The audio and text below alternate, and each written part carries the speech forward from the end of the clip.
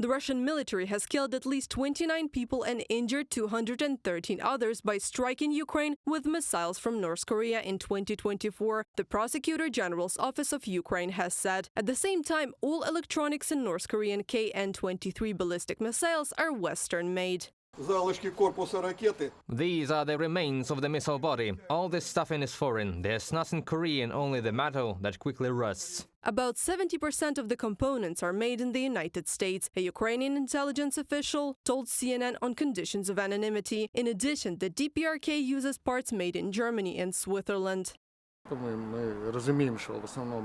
Microchips are mainly from the United States, and the manufacturing country could be China, Malaysia or Taiwan, but the headquarters are in the United States. All signs point to Pyongyang importing Western components through China, experts say. At the same time, some components are counterfeited by China.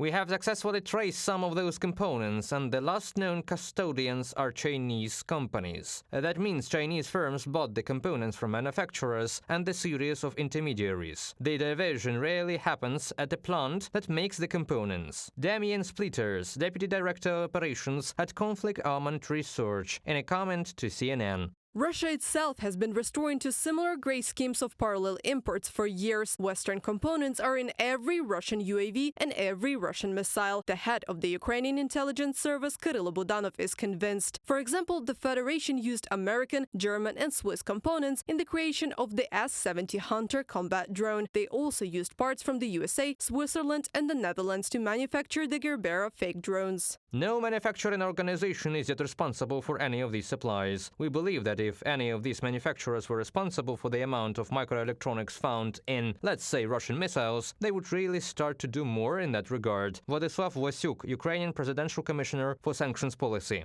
Combating Russia's circumvention of previously imposed restrictions will be the goal of the EU's 15th package of sanctions. It is likely to expand the EU blacklist. It will include new individuals who will be banned from entering the territory of the Union, and their assets will be blocked in Europe, as well as companies that violate the EU sanctions regime. When we apply sanctions, Russia tries to find a way around them. That is why we must actively work against such attempts. One of the elements of the future 15th sanctions package will definitely be measured against Russian ships involved in Russia's so-called shadow fleet, which is used to circumvent the oil price cap imposed by the G7. This is something that should be on our agenda. Valdis Dombrovskis, Vice President of the European Commission at a meeting of the EU Council of Ministers for Foreign Affairs.